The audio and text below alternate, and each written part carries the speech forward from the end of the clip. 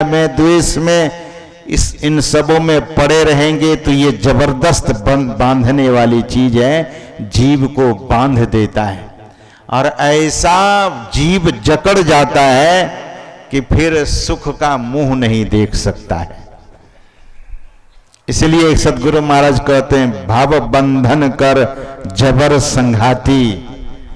आगे और भी कर्मों के संबंध में कहते हैं, दारू, गांजा, भांग, अफीमा, ताड़ी, चंडो, मदक, कोकीना सहित तंबाकू नशा है जितने, तजन योग्य तज डारो तितने। जितने तजने योग्य है सबको त्याग देना चाहिए।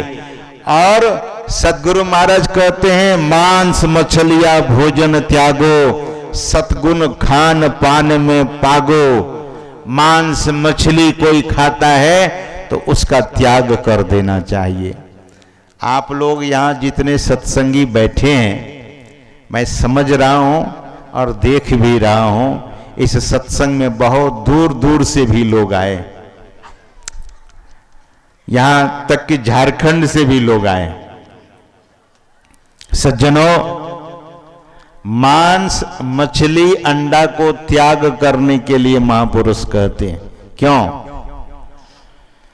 मैं निवेदन किया करता हूं, वो कैसा मत और संप्रदाय है, वो कैसा मजहब है जिसमें सीधे तौर पर कहा जाता है कि मांस मछली को खाओ। सज्जनों, पैसा देकर घर में मांस खरीद कर लाया जाता है, तो पैसा रुपये क्या है? उसको लक्ष्मी कहा गया है। रुपया को, पैसा को लक्ष्मी कहा गया है। आप लोगों से कहा जाए या कोई मांसाहारी व्यक्ति से कहा जाए कि जाकर गंदे नाला में बैठो या जहां बहुत दुर्गंध होती है वहां जाकर बैठो, तो नहीं बैठेगा। लेकिन ये मांस खरीदने वाला माता लक्ष्मी को वहां बिठा देता है। कहां? मांस बेचने वाले के पास। लक्ष्मी माता उस समय अभिशाप देती है। किसको? उस व्यक्ति को जो लक्ष्मी माता का दरअसल में बहुत पवित्र है, जो धन बहुत पवित्र है, जो रुपया पैसा शक्ति रूप में है। पैसे की ही तो शक्ति है। ये पांडाल जो लगा है पैसे के बिना लगा है क्या? दरअसल में हम आप कहीं भी इस संसार में पैसे का ही व्यवहार करते हैं। ध्यान से सुनिएगा सज्जनों, गरीबदास जी महाराज ने कहा, पैसे ऊपर नाच सुनो रे झूम करा। पैसे ही के ऊपर तो नाच होता है। पैसा नहीं होगा, बारात में जो बाजा गाजा लेकर जाते हैं फ्री में जाता है क्या? पैसे का ही सारा खेल है हर जगह। महापुरुष कहते हैं कि पैसे का सदुपयोग किया जाए, ऐसा दुरुपयोग कर्म न करें। दुरुपयोग करने वाला दरअसल में एक नहीं हजारों बार फिर पछताता है। तो लक्ष्मी को कहां भेजता है? मांस बेचने वाले के पास। मछली बेच रहा है। मैंने देखा, हम लोग तो जब गुजरते हैं तो कभी कभी दृष्टि चली जाती है, मछली काट रहा होता है, उसके हाथ में खून मांस लगा हुआ है। पैसा देने वाला जब पैसा देता है तो मछली जो काट कर बेच रहा होता है उसी हाथ से वो पैसा भी गिनता है। और इसीलिए हम लोग कहते हैं सत्संगी भाई बहनों से, बुजुर्गों से, कि पैसा स्पर्श कीजिए तो हाथ धो लीजिए। वहां गंदगी से बचने के लिए कहा जा रहा है। पैसा तो लक्ष्मी स्वरूपा है। अब जब वह लक्ष्मी मांस बेचने वाले के हाथ में जाती है तो वहीं तड़फड़ाती है कि देखो मुझ में खून और मांस लगा दिया। सज्जनों, मांस बेचने वाला हाथ धोकर पैसा नहीं छूता है और रिटर्न करता है उसी हाथ से, लौटाता भी है उसी हाथ से। सज्जनों, यह जो रुपया पैसा है ये लक्ष्मी स्वरूपा है। इसको जो लोग गंदगी में भेज देता है तो लक्ष्मी माता उसी समय श्राप देती है। ठीक है, अभी तो तुम कर लो अपनी मनमानी, लेकिन बाद में पता लगेगा। अभी सुनने रहे थे हमारे श्रद्धेय मोती बाबा कबीर साहब की बहुत जबरदस्त वाणी कहकर सुना रहे थे। क्या? जब तक पुण्य है तब तक अवगुण माफ है। कबीरा तेरे पुण्य का जब तक है भंडार, तब तक अवगुण माफ है, कर ले पाप हजार।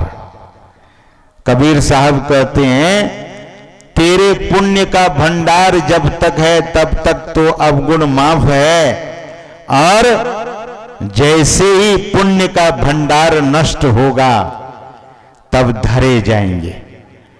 सज्जनों, गीतानंद जी महाराज हुए हरिद्वार में, उन्होंने कहा कि हर जीव का हिसाब किताब होता है। उनकी वाणी में आया है, गीतानंद भिक्षु एक बहुत बड़े महात्मा हुए, उनका अन्न क्षेत्र अब भी चल रहा है। उनकी वाणी में है, गीतानंद जी महाराज कहते हैं कि यम की अदालत में जब तुम चढ़ोगे, यमराज की अदालत लगती है, जैसे अभी लोक अदालत होता है, जनता दरबार लगता है, यम की भी अदालत होती है। सज्जनों, शास्त्र की बात निवेदन किया जा रहा है, मैं अपने तरफ से नहीं कह रहा हूं, संतों का अनुभव है। तो गीतानंद जी महाराज की वाणी में है कि यम की अदालत में जब तुम चढ़ोगे, पूछेंगे हाकिम तब क्या कहोगे। करनी का भोग तुझे भरना पड़ेगा, काया कुटी खाली करना पड़ेगा। फिर वे कहते हैं कि मेरी मत मानो, यमराज मनवाएंगे, किया कर्म तुझे डंडे मार भोगवाएंगे। मेरी मत मानो, लेकिन यमराज मना लेंगे।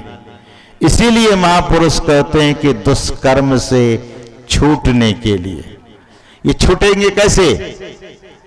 महापुरुषों ने कहा, गुरु महाराज की वाणी में आया है कि विविध भांति के कर्म जगत में जीवन घेरी फंसाता है, बाबा देवी कहे कह में ही सदगुरु गुरु ही बचाता है। कौन बचा पाएंगे इस जगत में? अभी हम आप सुन रहे थे, हमारे श्रद्धेय मुरली बाबू कह रहे थे जब सूली की सजा होगी तो कांटे में टलेगी।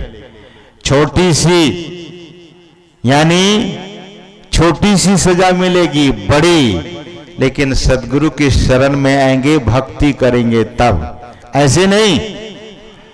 तो बाबा देवी कहे कह में ही सदगुरु गुरु ही बचाता है। बाबा देवी साहब कहते हैं अपने शिष्य जगत से कह दो, अगर बचना चाहते हैं तो सतगुरु गुरु ही बचाता है, संत सदगुरु ही बचा सकते हैं।